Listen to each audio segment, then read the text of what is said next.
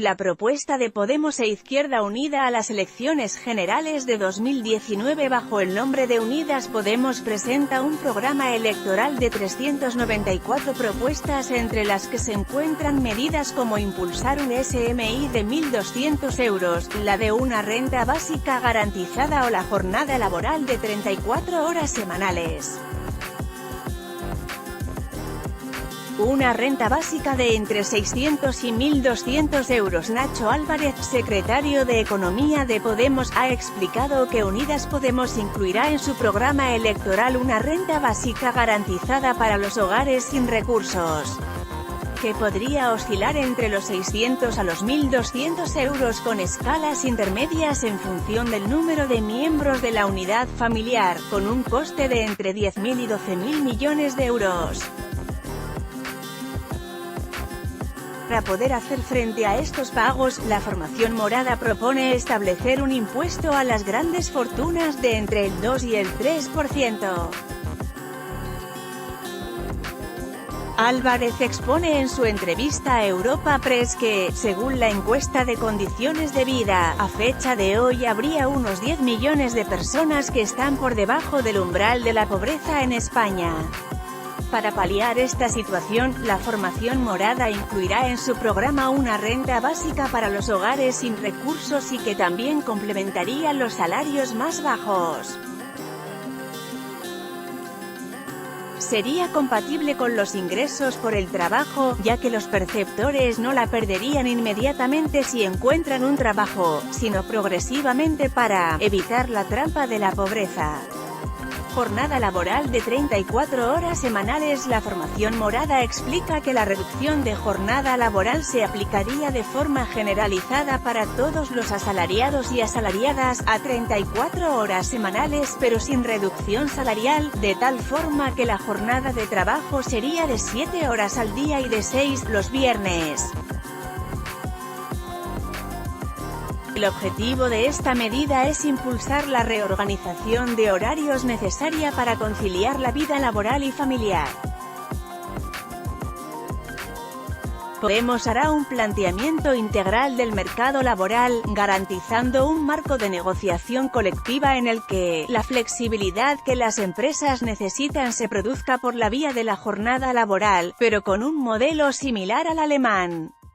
Pensamos que el modelo hacia el que hay que tender no es un modelo en el que los ajustes se produzcan despidiendo a la gente o bajándoles el salario, que es lo que tenemos ahora, sino fundamentalmente a través de la flexibilidad interna, a través de la reducción de la jornada laboral, como ha sido el modelo de algunas cooperativas en España, o el modelo alemán, expone Álvarez.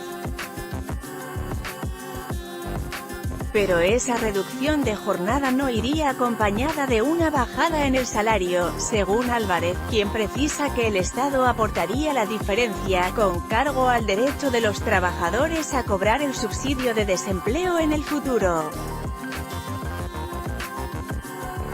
Junto con esto, Podemos propone que el marco de la negociación colectiva permita que el crecimiento salarial se acompañe al crecimiento de la productividad. Admite que se debe reforzar el crecimiento de la productividad porque en España es pequeño y preocupante, pero aún así cree que hay margen para que los salarios crezcan, hasta alcanzar ese crecimiento de la productividad.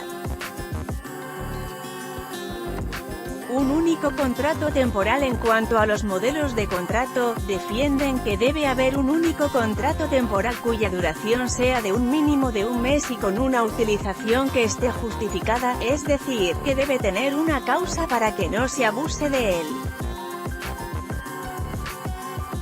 Y para desincentivar el uso del mismo, propone que la indemnización por despido sea de 33 días por año trabajado. Así, consideran urgente reconvertir los contratos temporales en indefinidos por entender que se abusa de ellos, ya que duplican a la media europea. Admiten que esto pasa en la economía española también porque tiene un componente estacional mayor, pero consideran que para eso existe otro tipo de contrato que se debería utilizar, que es el fijo discontinuo. Este modelo, señala, se utiliza muy poco y tiene un sentido en nuestra economía, porque permite flexibilidad a las empresas. Para Nacho Álvarez, el contrato indefinido tiene que ser la norma, mientras que el temporal debe ser puntual. En cuanto a las causas del despido, cree que se deben causalizar porque lo que hizo la reforma laboral de 2012, dice, fue descausalizarlo y hacerlo libre, de tal forma que el contrato indefinido está siendo utilizado como temporal. Equilibrar el sistema de pensiones con salarios dignos. En cuanto al sistema de pensiones, considera que tienen un problema a corto y otro a largo plazo. En el caso del primero, Nacho Álvarez cree que una forma de empezar a corregirlo sería con salarios dignos, porque los salarios basura generan cotizaciones basura. Por ello, además de subir el SMI para lograr mejores cotizaciones y salarios dignos, cree que se deben destopar las cotizaciones más elevadas para los salarios que están por encima de los 3.500 euros al mes y suprimir las bonificaciones a las empresas. Estas tres medidas sumarían 15.000 millones y se reduciría buena parte del déficit de la Caja de la Seguridad Social, según explica. A ello, suma la necesidad de que las pensiones sean socialmente sostenibles a largo plazo y esto, señala, exige vincularlas al IPC. En cuanto al problema a largo plazo, que se producirá con la incorporación de la generación del baby boom, tendrá el pico de tensión en el sistema en el año 2050, cuando se incrementarán las pensiones 3 puntos del PIB. En ese caso, y con revalorizaciones de las mismas con el IPC, considera que se deberán destinar fondos de los presupuestos generales del Estado a financiar parte de las mismas. Subir el IRPF a ingresos de más de 100.000 euros. La formación morada plantearía una subida del IRPF para ingresos superiores a 100.000 euros, elevar 3 puntos la tributación de las rentas del capital o establecer un mínimo del 15% para el impuesto de sociedades, que se elevaría al 20% para la banca. El planteamiento es recortar distancias con Europa en materia de recaudación y para ello hay que ganar en progresividad, y tributar allí donde no se está tributando.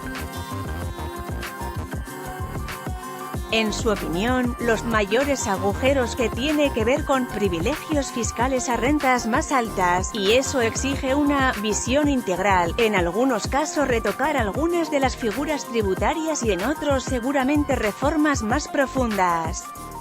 Para el IRPF el planteamiento es una subida de los tramos superiores a los 100.000 euros, aunque no desvela el tipo marginal que impondrían. A esto se sumaría un acercamiento en la tributación de las rentas del capital a las del trabajo, con un incremento de entre 2 y 3 puntos para los impuestos que se aplican a las primeras. Para el IVA no plantean una reforma importante, tan solo reducir este impuesto para algunos grupos de productos como los servicios veterinarios o los de higiene femenina. En el caso del impuesto de sociedades, considera necesaria una revisión profunda, porque en este momento se están produciendo los mismos beneficios empresariales que había antes de la crisis, pero hay un hueco de recaudación de 20.000 millones de euros. Por ello, proponen establecer un tipo mínimo efectivo del 15%, es decir, que el tributo no baje de ese porcentaje después de las deducciones o exenciones que las empresas se puedan aplicar.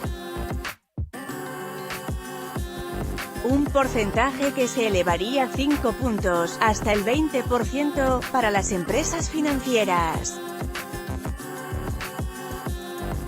A ello se añadirían nuevas figuras tributarias como la creación de un impuesto para las grandes fortunas que va a tener el objetivo de gravar a los grandes patrimonios del país, superiores al 1.000.000 de euros netos, para obtener una recaudación en torno a un 1% del PIB. Sanciones ejemplares para los falsos autónomos. Para evitar que se siga produciendo en España la contratación de falsos autónomos por parte de las empresas, plantea la aplicación de sanciones ejemplares a los que incumplan la legalidad.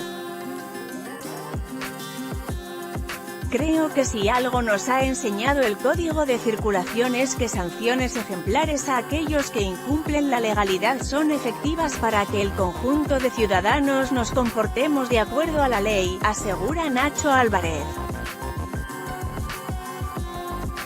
El dirigente morado no especifica las cuantías, pero sí señala que tienen que ser unas sanciones que desincentiven el proceso de generación de falsos autónomos y añade que, en todo caso, la Inspección de Trabajo tiene que actuar en este problema porque empieza a generalizarse. Álvarez expone también que otra de las cuestiones que les preocupan en relación con los autónomos y que el gobierno incumplió es que las cotizaciones de estos trabajadores se ajusten a los ingresos reales que tienen. Es decir, que aquellos autónomos que hoy tienen ingresos inferiores al SMI no deberían estar pagando las cuotas que están pagando como si tuvieran ingresos superiores. Esto es un primer paso, es lo que va a estar en el programa electoral, ha apostillado.